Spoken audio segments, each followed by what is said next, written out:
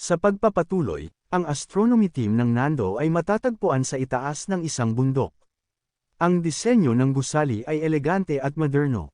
Maingat na sinuri ng seguridad si Minghi at ang kanyang kapatid bago sila pinapasok sa gusali. Isang babaeng attendant ang lumapit at sinabing sumama ang nakatatandang kapatid ni Minghi sa kanya. Binati ni Minghi ang kanyang kapatid ng good luck bago ito umalis. Habang wala pa siyang ginagawa, nagpasya si Minghi na maglibot sa gusali. Bagamat inaasahan niya na mahigpit ang seguridad, namangha pa rin siya na halos lahat ng sulok ng gusali ay may mga surveillance camera. Ang obserbasyon ng mga bituin ay nakasalalay sa astronomy team, na siyang tumutulong sa mga superhuman mula sa iba't ibang bahagi ng mundo upang mahulaan ang pagdating ng mga sakuna at makapaghanda ng naaayon. Ang astronomy team ay maituturing na mata ng sangkatauhan, laging binabantayan ang mga pagbabago sa kalawakan.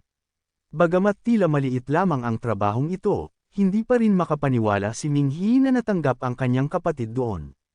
Sa bandang hagdanan, may bumababa na isang lalaki. Ang sundalo sa paanan ng hagdan ay nagbigay galang sa lalaki. Pinatigil siya ng lalaki sa paggalaw at tahimik na naglakad palayo. Sa di inaasahang pagkakataon, dumaan ang lalaki sa harap ni Minghi, at nagsabi na mas malinaw ang hangin doon habang umuupo sa isang upuan. Nagrereklamo siya na sumakit ang ulo niya sa pag-aayos ng magulong mga algorithm. Nagulat si Minghi nang makilala ang lalaki sa tabi niya, si Dr. Wu, isang tanyag na personalidad na palaging binabanggit sa mga aklat-aralin. Walang pakialam si Dr. Wu, binuksan niya ang isang adult magazine, at nagsimulang tumingin sa mga nilalaman nito. Napansin ni Dr. Wu na nakatitig si Minghi sa kanya at tinanong kung unang araw ba niya sa trabaho. Agad na ipinaliwanag ni Minghi na hindi siya nagtatrabaho doon, sinamahan lang niya ang kanyang kapatid para sa interview nito. Sinabi ni Dr. Wu na nagtataka siya kung bakit may napakabata sa astronomy team, at lahat ng iyon ay may saysay na ngayon. Tumayo si Minghi, lumapit kay Dr. Wu, at tinanong kung siya nga ba talaga si Dr. Wu. Hindi niya ito diretsyong inamin at sinabing hulaan na lang ni Minghi. Sinabi ni Minghi na tiyak siyang siya nga iyon, at ikinwento na binasa niya ang lahat tungkol sa kanyang aklat-aralin. Tinanong ni Dr. Wu kung ano ang sinasabi ng mga may akda tungkol sa kanya sa aklat. Sinabi ni Minghi na siya ang nakadiscover ng isang kakaibang medium na tinatawag na rainbow. Sa pamamagitan ng enerhiya mula sa rainbow medium, maaaring maghinuha ang lakas ng mga halimaw. Sinabi ni Dr. Wu na parang papuri iyon. Ibinahagi ni Minghi na ang aklat ay nagsasabing siya ay isang kahangahangang iskolar at kung wala ang kanyang mga natuklasan, hindi magiging epektibo ang kanilang organisasyon. Tinanong ni Dr. Wu si Minghi kung gusto nito ng litrato. Kinuha ni Minghi ang kanyang telepono at nag-selfie sila. Kinuha ni Dr. Wu ang magazine mula sa mesa at sinabing maaaring ipakita ni Minghi ang larawan sa kanyang mga kaklase, ngunit huwag siyang istorbohin sa susunod. Sinabi niyang naruroon siya para makapagbasa ng tahimik. Itinuro ni Minghi na ang binabasa niya ay isang female model magazine. Rumsback si Dr. Wu na ang mga magazine ay maituturing ding mga aklat. Kumaway siya kay Minghi at sinabing huwag siyang guluhin habang nagre-relax. Maya-maya, isang babaeng empleyado na mukhang galit ang naglakad papunta sa kanila. Napatunayan ni Minghi na si Dr. Wu ay isa ring lalaki. Ikinwento niya kay Dr. Wu na mahilig din siya at ang kanyang mga kaklase sa mga ganoong palabas. Hindi siya pinansin ni Dr. Wu. Pagdating ng babae, sinermonan niya si Dr. Wu, at sinabing huwag maging tamad habang nasa kalagitnaan ng trabaho. Pumikit si Dr. Wu at sinabing nagpapalit lang siya ng ideya. Tumitig ang babae kay Dr. Wu at inutusan siyang tapusin ang trabaho bago maglibang. Nagpakita ng inis si Dr. Wu at ipinaliwanag na wala silang nakitang rainbow medium fragment sa sakuna sa Lanyang City. Hindi umano posible na may mga puwersang buhay na catastrophic na hindi pa nila na-detect. Sinabi ng babae kay Dr. Wu na mas mabuting suriin ng mabuti ang lahat. Sa huli, tumayo si Dr. Wu, iniabot kay Minghi ang magazine, at sinabing sayang naman kung itatapon iyon, kaya ibibigay na lang niya. Nagpasalamat si Minghi, habang pinapanood sina Dr. Wu at ang babae habang papunta sa hagdanan. Ilang sandali pa, bumalik na ang kapatid ni Minghi mula sa kanyang interview. Masayang ibinalita niya kay Minghi na sinabi ng astronomy team na maaari siyang magtrabaho roon bilang trial sa loob ng 3 buwan. Binati ni Minghi ang kanyang nakatatandang kapatid. Napansin ng kanyang kapatid ang hawak niyang magazine at tinanong kung bakit niya iyon binabasa. Sinubukan ni Minghi na ipaliwanag na iniwan iyon ni Dr. Wulong, ngunit hindi siya pinaniwalaan ng kanyang kapatid. Sinabi ng kapatid ni Minghi na imposible para sa isang dakilang iskolar tulad ni Dr. Wulong na magbasa ng ganong klaseng magazine. Nagpatuloy si Minghi sa pagtanggi at ipinaliwanag na hindi talaga iyon sa kanya, ngunit hindi niya nakumbinsi ang kanyang kapatid. Kinahapunan, sa mataong lungsod ng Nando, pumasok si Minghi at ang kanyang kapatid sa silid kung saan mininirahan ang kanyang kapatid. Masaya ang kapatid ni Minghi dahil nakuha na niya ang kanyang pangarap na trabaho at nakatira pa siya sa isang maaraw na silid sa isang masiglang lungsod. Naramdaman niyang maayos ang lahat ng nangyayari sa kanyang buhay. Sinabi ni Minghi na dahil mahilig siyang magtanim ng bulaklak, maaari niyang gamitin ang malaking pasilyo ng kanyang silid upang magtanim ng maraming jasmine flowers. Sinabi ng kanyang kapatid na gagawin niya iyon kaagad at inanyayahan si Minghi na samahan siya sa isang flower shop. Pumayag si Minghi, ngunit bago sila makalabas, tumunog ang telepono ni Minghi.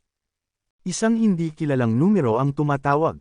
Sinagot niya ang tawag, at tinanong ng tumatawag kung siya nga ba si Minghi at kung may ibang tao sa paligid niya.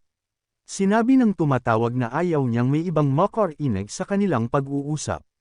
Ipinaliwanag ni Minghi sa kanyang kapatid na may task na ibinigay sa kanya at kailangan niyang magtrabaho. Naiintindihan ito ng kanyang kapatid, kaya lumabas siya mag-isa upang maghanap ng mga bulaklak. Pumunta si Minghi sa balkonahe at sinabihan ng tumatawag na magsimula na. Tinanong ng tumatawag kung siya nga ba ang miyembro ng Dragon Tooth Group. Kinumpirma ni Minghi na siya nga iyon. Ipinaalam ng tumatawag na nagpakilalang si Instructor Luo, na siya ang opisyal na tagapamahala ni Zhu Qi at si Luo Lin ang nagsabi sa kanya na kontakan si Minghi. Ipinaliwanag ni Instructor Luo na mataas ang rekomendasyon ni Luo Lin kay Minghi para sa posisyon ni Zhu Qi at kinikilala ng Dragon Tooth Group si Minghi. Tumawag siya upang opisyal na ipaalam kay Minghi na siya na ngayon ang bagong wanderer ng Dragon Tooth Group.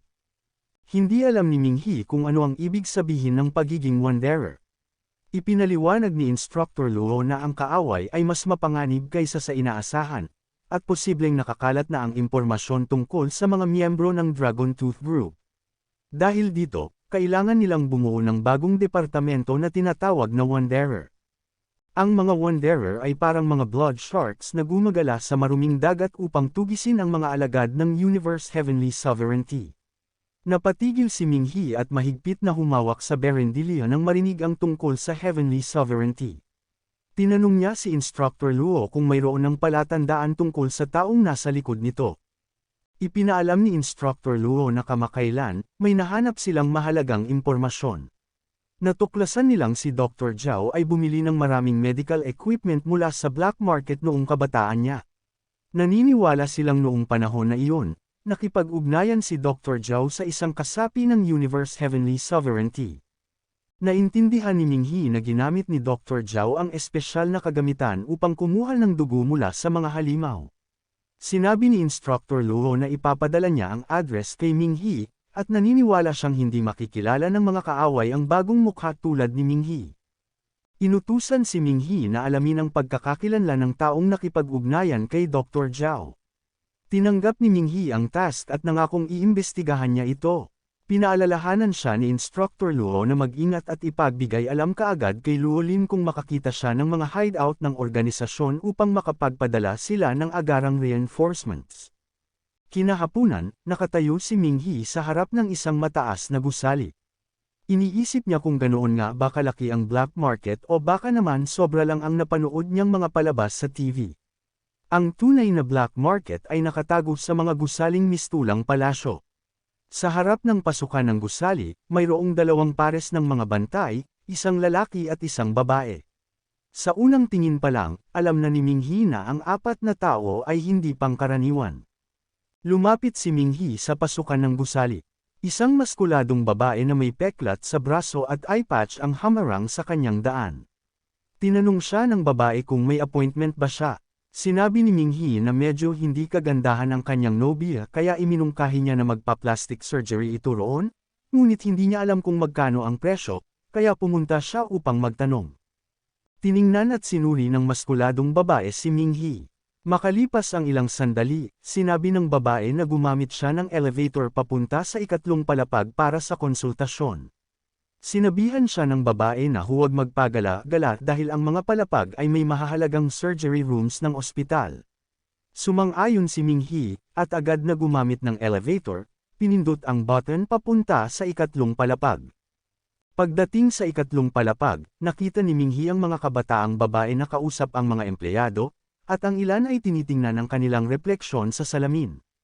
Isang lalaki ang bumati kay Minghi at tinanong kung ano ang maitutulong nito.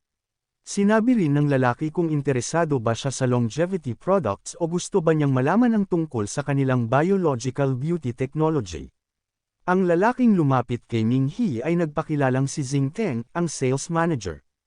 Nagtaka si Minghi kung ano ang mga longevity products. Sinabi ni Xingteng na alam niyang napunta si Minghi roon upang bumili ng longevity products para sa kanyang mga magulang. Pinakiusapan siya ni Minghi na huwag nang gawing isyu iyon. Ipinaliwanag ni Xingteng na halos lahat ng pumupunta sa kanilang pasilidad ay kagaya ni Minghi, unay nagdududa sa kanilang mga produkto, ngunit kapag nakita na ang resulta, nawawala ang kanilang pag-aalinlangan. Ipinagmamalaki ni Xingteng na ang kanilang mga produkto ay puro revolusyonaryo. Hiniling ni Minghi na ipakita ang mga ito, at sinabing kung mapapatunayan niyang epektibo nga ang mga ito, bibili rin siya para sa sarili niya. Sinabi ni Xingteng na ang makita ay maniwala at inanyayahan si Minghi sa lugar kung saan ginagawa ang kanilang mga produkto. Pumayag si Minghi at sumunod kay Xingteng. Habang naglalakad papunta sa elevator, sinabi ni Xingteng na pupunta sila sa itaas. Sa loob ng elevator, bago pindutin ni Xingteng ang button, tumingin siya kay Minghi na may masamang tingin. Sinabi niya na muntik na niyang makalimutang tanungin kung sino ang nagrekomenda kay Minghi sa lugar na iyon. Ipinaliwanag ni Xingteng na wala silang solo na customer, lahat ay pawang mga kakilala o matagal ng kliyente na nagdadala ng bago. Biglang pinalibutan si Minghi ng mga lalaking nakaitim na suit. Ipinaliwanag niya na narinig lang niya na magaganda ang mga produkto roon. Sinabi ni Xingteng na kailangang magbigay si Minghi ng pangalan o hindi siya papayagang umakyat. Kung wala siyang maibigay, kailangan nilang suriin ang kanyang pagkakakilanlan. Unti-unting lumapit ang mga lalaking nakaitim na suit kay Minghi. Napagtanto ni Minghi na sinadyang hintayin siyang makapasok sa elevator upang matrap siya. Tinanong ni Minghi si Xingteng kung kailangan lang bang magbigay ng pangalan upang makapunta sa itaas. Kinumpirma ito ni Xingteng at sinabing gusto niyang magsilbi kay Minghi, ngunit kailangan din nilang maging maingat kung sakaling nandoon siya upang magnakaw ng teknolohiya, na maaaring magdulot ng problema sa kanila. Habang pinipressure ng grupo si Minghi, naalala niya ang pangalang Mrs. Ho, na isinulat sa isang tala. Sinabi ni Minghi kay Xingteng na si Mrs. Ho ang nagrekomenda sa kanya. Nagulat si Xingteng at ang mga lalaking nakaitim na suit. Biglang bumalik ang masayahing ekspresyon ni Xingteng at sinabing kung si Mrs. Ho ang nagrekomenda, bisita siya ng kanilang pasilidad. Dinala nila si Minghi pataas, sa nurturing base. Pagdating nila ni Xingteng sa ika-22 palapag ng gusali, nagsimula ang susunod na kabanata ng kanilang interaksyon. Ipinaliwanag ni Xingteng kay Minghi na ang mga tao ay alam lamang na ang serum ng isang halimaw ay maaaring magdulot ng mutasayon sa ilang hayop mula sa Earth, ngunit hindi nila alam na maaari rin itong magdulot ng mutasayon sa mga halaman. Pagbukas ng isang malawak na hardin na puno ng iba't ibang mutated na halaman, bumungad kay Minghi ang mga taong nakasuot ng personal protective equipment habang inaasikaso ang mga mutated na halaman. Napansin niya ang isang artificial solar lamp na kamukha ng disco ball at mga automatikong sprayer sa loob ng silid. Ipinakita ni Xingteng kay Minghi ang ilang cacti, at ipinaliwanag na kapag ginawa itong pulbos, nagkakaroon ito ng beautifying effect. Bagamat lahat ng succulents ay may kakayahang ganito, ang kanilang cacti, matapos ang cultivation, ay nagiging 1,000 beses na mas malakas kaysa sa ordinaryong cacti. Kapag giniling ito, nagiging cactus pearl powder na paboritong produkto ng mga kababaihan na naghahangad ng kabataan at kagandahan. Nagpahayag si Minghi ng pagdududa sa pinagmulan at pagiging lehitimo ng serum ng halimaw na ginamit upang e-cultivate ang mga halaman. Ipinaalam ni Xingteng na mayroon silang mga mapagkukunan at halos bawat lungsod ay may sariling unofficial source. Ipinagmamalaki ni Xingteng na bukod sa serum ng halimaw, nakakakuha rin sila ng itlog, puso, at utak ng halimaw.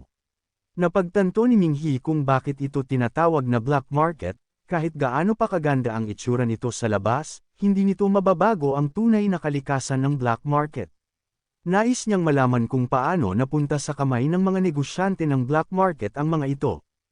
Inanyayahan ni Xingteng si Minghi na tingnan ang mga lamok sa loob ng isang glass enclosure. Isang claw machine ang nagbagsak ng pork belly sa enclosure, at agad na nagsama-sama ang mga lamok kung saan ito bumagsak, sinipsip ang taba ng karne. Ipinaliwanag ni Xingteng na bagamat kinamumuhian ng tao ang mga lamok, kung ang mga ito ay sumisipsip lamang ng taba at hindi dugo, maraming tao, lalo na ang matataba, ang magmamahal sa mga ito. Lumipad ang mga lamok matapos nilang masipsip ang taba ng karne. Napagtanto ni Minghi na ang plastic surgery na inaalok nila ay hindi liposuction. Ginagamit nila ang mutant mosquitoes upang sumipsip ng taba ng mga babaeng nais maging maganda. Ipinaliwanag ni Xingteng na ito ay natural at walang panganib, di gaya ng tradisyonal na liposuction na maaaring makapinsala sa katawan. Ayon sa kanya, ligtas at malusog ang kanilang mga longevity products para sa katawan. Habang sinusundan ni Minghi si Xingteng, iniisip niya kung gaano kalaki ang kinikita ng mga negosyante ng black market. Napagtanto niya na ang teknolohiyang serum na ginawa ni Dr. Zhao Shuhua para i-mutate ang mga nilalang sa mga kanal ay tiyak na nagmula sa lugar na iyon. Huminto si Xingteng sa harap ng isang kurtina at tinanong si Minghi kung nabasa niya ang Journey to the West, at kung alam niya na ang isang kagat sa laman ni Mang Tang ay magbibigay ng immortalidad. Pagkatapos mag-snap ng mga daliri, dahan-daang bumukas ang kurtina. Nanlaki ang mata ni Minghi sa gulat. Sinabi ni Xingteng na hindi ganoon kaikli ang buhay ng tao gaya ng iniisip ng karamihan. Ang lahat ay may life expectancy na 120 taon. Kung kaya ng tao na umabot ng 120 taon, ang edad na 60 o 70 ay ituturing pa rin kabataan. Tinanong ni Minghi kung ano ang nasa harapan niya. Ipinaliwanag ni Xingteng na iyon ay mga itlog na nagmula sa isang nilalang na kahawig ng tao. Nang i-dissect ng mga mananaliksik ang nilalang, natuklasan nilang immune ito sa lahat ng sakit sa Earth. Sa pamamagitan ng iba't ibang eksperimento, natuklasan na ang kanilang mga itlog ay maaaring ma-absorb ng katawan ng tao. Magkakaroon ng mga tao ng immunity laban sa mga sakit na nagpapababa ng kanilang lifespan. Ipinagmamalaki ni Xingteng na ang tinatawag nilang longevity capsules ay produkto ng kanilang kumpanya. Ipinaliwanag pa niya na sa yugto ng ebolusyon ng universe, ang longevity capsule, na tinatawag nilang Xuanzangdan, ay ang susi sa ebolusyon ng tao. Hindi na maaapektuhan ang mga tao ng anumang uri ng sakit, at papasok sila sa bagong yugto ng buhay. Nag-aalala si Minghi sa mga produkto ng black market. Ang mga itlog ng bog-type calamity beasts ay may napakalakas na vitality at nakakatakot ang kanilang kakayahang magparami. Tinuruan si Minghi sa unibersidad tungkol sa mga kaso kung saan ang itlog ng bog-type calamity beasts ay walang senyales ng buhay sa temperatura na -40°C, ngunit nabubuhay muli sa mainit at mahalumigmig na lugar, at kaya pang mabasag ang kanilang itlog. Ipinaalam ni Xingteng na kahit ang mga itlog na pinatay gamit ang ultraviolet light ay maaaring mabuhay muli sa tamang kalagayan. Ipinakita niya kay Minghi ang isang test tube na may itlog ng bog-type calamity beast, at inilagay ito sa isa sa kanilang espesyal na makina. Ipinagmamalaki ni Xingteng na hindi pa iyon ang pinakamaganda sa kanilang merkado. Ang mga negosyanteng ito, aniya, ay ginagawang pagkakitaan ang mga itlog ng halimaw. Ngunit kapag ang mga itlog na ito ay pumasok sa tiyan ng tao, nagiging perpektong kapaligiran ito para sa paglaki ng itlog. Ipinaliwanag ni Xingteng na ang mga itlog ay may posibilidad na muling mabuhay sa tiyan ng tao, at sa kalaunan ay mababasag. Kahit pa isa sa bawat 1,000 pagkakataon, nakakatakot na ito para kay Minghi. Iniisip ni Minghi na imposibleng hindi malaman ang mga negosyanteng iyon sa panganib ng kanilang mga produkto, ngunit patuloy pa rin nilang ibinebenta ang mga iyon sa mga walang kamalay-malay na tao bilang mga longevity product. Naiinis si Ming He nang buksan ni Xingteng ang isa pang silid. Ang silid ay tila walang laman, tanging dalawang lalaking nakasuot ng itim ang nasa loob. Nakaharap muli si Ming He sa isa pang kurtina. Ipinaliwanag ni Xingteng kay Ming He na ang ipapakita niya ay maaaring magulat siya, ngunit upang patunayan ang pagiging tunay at pagiging maaasahan ng kanilang mga produkto, gagawa siya ng eksepsyon para kay Ming He. Sinabi ni Xingteng na maraming mayayamang negosyante sa lungsod ang handang magbayad upang makakita ng isang buhay na katawan, dahil interesado silang makita ang higit pa sa kanilang mundo. Inutusan ni Xingteng ang mga lalaki na buksan ang kurtina. Naging mausisa si Ming He kung ano ang ipapakita ni Xingteng. Unti-unting lumitaw ang isang anyo habang binubuksan ng mga lalaki ang kurtina. May mga tinag sa likod ang nilalang, at hindi makapagsalita ng maayos si Ming He nang tuluyang maipakita ang nilalang. Isang Emperor Beast sa loob ng isang glass container na puno ng likido ang nasa harap ni Ming He. May mga tahi ito sa kaliwang braso at buntot, at ito'y ganap na na-immobilize gamit ang isang pabilog na restraining tool. Pinuri ni Xingteng si Ming He sa pagkilala sa ranggo ng halimaw. Kinumpirma ni Xingteng na isa nga itong Emperor Beast, at sinabing buhay pa ito. Pinilit ni Ming He na itago ang kanyang reaksyon at sinabi kay Xingteng na ang paggawa ng mga ganoong bagay ay dapat pinapatawan ng hatol sa korte. Ipinaliwanag ni Xingteng na hindi sila ang nag-iisang gumagawa ng ganoong pananaliksik at nagbibigay din sila ng datos sa astronomy team at research and development team. Tinanong ni Ming He kung paano nila nagagawa ito gayong ipinagbawal ng gobyerno ang mga pribadong kumpanya na mag-aral ng mga buhay na halimaw. Sinabi ni Xingteng na may mga exception sa lahat. Nag-umpisa pa sana siyang magpaliwanag na sila'y may suporta mula sa isang tao, ngunit bigla siyang tumigil at napagtantong masyado na siyang maraming nasabi. Ipinabatid na lamang niya kay Ming He na ang mahalaga ay ang kanilang mga produkto ay tunay at maaasahan. Tinanong niya kung may nais bang bilhin si Ming He. Ngumiti si Ming He at pinuri ang mga produkto ni Xingteng, sinabing hindi niya inaasahan na ganoon na pala ka-advanced ang teknolohiya, lalo na ang longevity capsule. Mabilis na itinama ni Xingteng ang pangalan, sinasabing ito'y Xuanzangdan, hindi longevity capsule. Inalok niya si Ming He ng 30% discount kung bibili siya nito. Tinanong ni Ming He kung maaari siyang magbayad gamit ang card, ngunit sinabi ni Xingteng na cash lamang ang tinatanggap nila upang maging maingat at maprotektahan ang impormasyon ng kanilang mga customer. Sinabi ni Ming He na wala itong problema, ngunit may isa pang bagay siyang pinangangambahan. Ipinahayag ni Ming He na nag-aalala siya na ang mga produkto ay posibleng kontrabando at iniimbestigahan ng mga awtoridad. Sandaling nag-isip si Xingteng bago sumagot. Dahil kay Mrs. Hu galing ang rekomendasyon ni Ming He, sinabi ni Xingteng na hindi na niya ibebenta ang Emperor Beast kay Ming He. Ipinaalam niya na ang kanilang kaugnayan sa isang partikular na departamento ay ang Research Department ng Nando Superhuman Institute.